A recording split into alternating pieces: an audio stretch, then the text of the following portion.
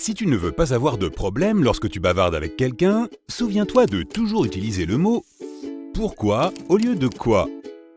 Si tu demandes par exemple « tu fais quoi dans la vie ?» tu ne recevras souvent qu'un seul mot en réponse. Mais si tu demandes à la personne pourquoi elle a décidé de choisir le métier de pilote, de comptable ou d'enseignant, elle te parlera beaucoup plus d'elle-même. Une fois qu'elle aura commencé à te répondre, tu découvriras quelles sont ses valeurs dans la vie, ses passe-temps et ses intérêts. Par exemple, si la personne te dit qu'elle a décidé de travailler dans l'éducation parce que tous les membres de sa famille sont enseignants, il te sera évident que ses proches lui sont très chers. Pour inciter une nouvelle connaissance à te parler de sa vie et éviter les réponses d'un seul mot, prends les devants et partage toi-même quelque chose d'un peu personnel. Les secrets rapprochent les gens, c'est magique. Bien sûr, cela ne doit pas forcément être quelque chose d'intime ou d'embarrassant. Tu peux parler de cette fois où tu as découvert un restaurant par hasard ou raconter tes dernières vacances. Partage quelques détails sur ce que tu fais en ce moment au travail ou sur ce qui t'inspire. Ton interlocuteur finira sans doute par te parler de lui. Si quelqu'un aborde la météo ou la circulation, ne réfléchis pas à deux fois et détourne immédiatement la conversation vers un sujet moins banal. Parler de ce genre de choses ne te mènera nulle part. N'aie pas peur d'avoir l'air étrange ou de faire une erreur, sauf si tu es sur ton lieu de travail et que tu ne veux pas que tes nouveaux collègues ou ton patron doutent de ton expertise. Dans tous les autres cas, n'hésite pas à rire du mot bizarre que tu viens d'employer ou de la bêtise que tu as dite. Cela détendra l'atmosphère et les gens te trouveront sympa et relax. De plus, le rire est contagieux, il y a des chances que ton interlocuteur se mette à rire lui aussi. Apprends à poser des questions non pas par courtoisie, mais par véritable curiosité. Si la personne à qui tu parles te dit qu'elle adore le shopping, mais que c'est quelque chose que tu ne supportes pas, essaie de dévier la conversation vers la gastronomie par exemple. Ce centre commercial a l'air sympa, mais comment sont les restaurants ?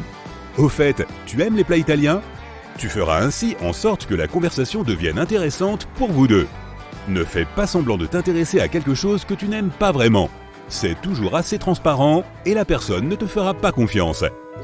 Aide tes interlocuteurs en posant des questions originales. Tu peux y réfléchir en chemin vers un rendez-vous ou même te servir d'une liste qui fonctionnera dans toutes les situations. Quel super pouvoir rêverais-tu d'avoir ? Où irais-tu si quelqu'un inventait la téléportation ? Grâce à ce genre de questions, la conversation s'étendra d'elle-même vers des sujets passionnants.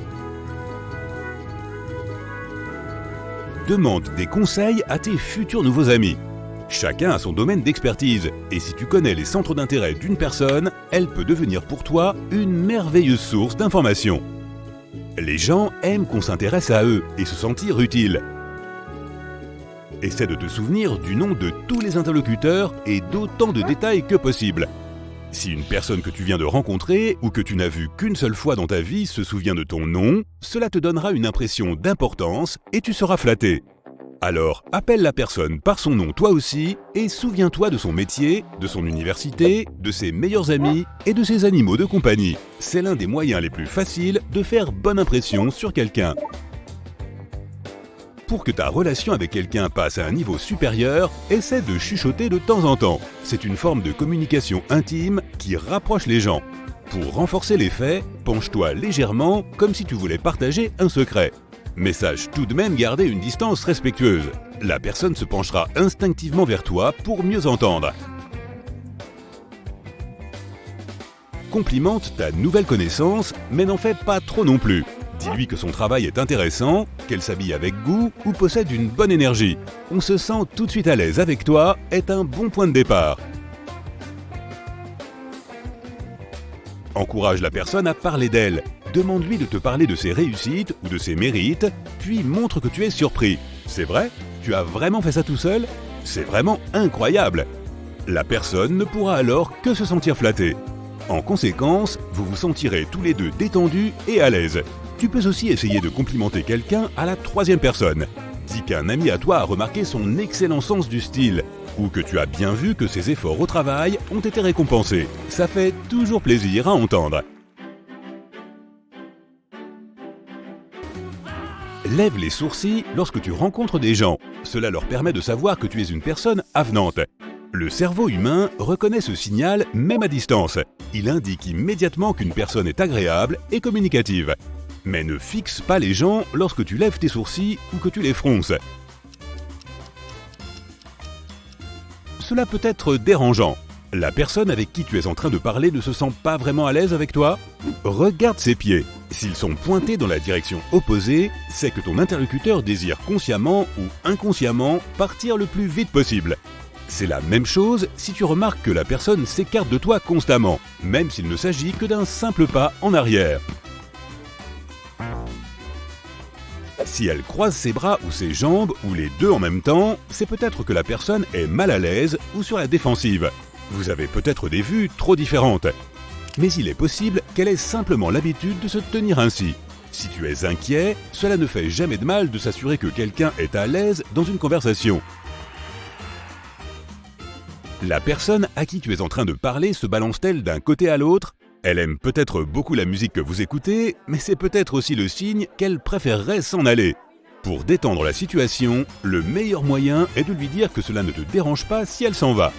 Si la personne a autre chose à faire ou ne supporte pas ta compagnie, elle s'excusera et partira probablement. Si ce n'est pas le cas, tu sauras qu'elle t'aime bien et votre conversation deviendra plus amicale. Maintenant que tu sais que ton interlocuteur s'intéresse vraiment à votre conversation, assure-toi que ce n'est pas toi qui envoie des signaux négatifs. Se tenir debout avec les chevilles croisées indique que tu n'attaches pas d'importance aux choses que tu racontes. Si tu as les mains dans tes poches, c'est un signe que tu es nerveux ou que tu essaies de cacher quelque chose. Et ce n'est pas bon signe quand on entame une conversation. C'est pareil si tu couvres ta bouche. Cela donne l'impression que tu caches un secret ou même que tu mens. Si tu te forces à sourire et avoir l'air détendu, cela ne mettra pas les gens à l'aise et aura même l'effet inverse. Même chose avec la posture. Tu sais probablement que tu copies inconsciemment les gestes des gens qui te plaisent, mais n'en fais pas trop. Cela se remarque toujours si tu copies chacun des mouvements d'une personne afin de lui paraître agréable. Si à table, tu as l'habitude de parler en tendant la main vers ton interlocuteur, cela peut donner l'impression que tu cherches à l'empêcher de s'exprimer.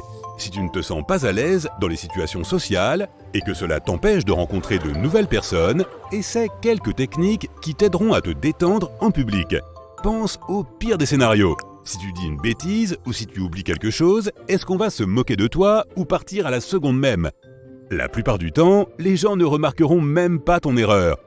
Lorsque tu penses à tes éventuelles bévues, elles te paraissent toujours plus dramatiques qu'elles ne le sont en réalité.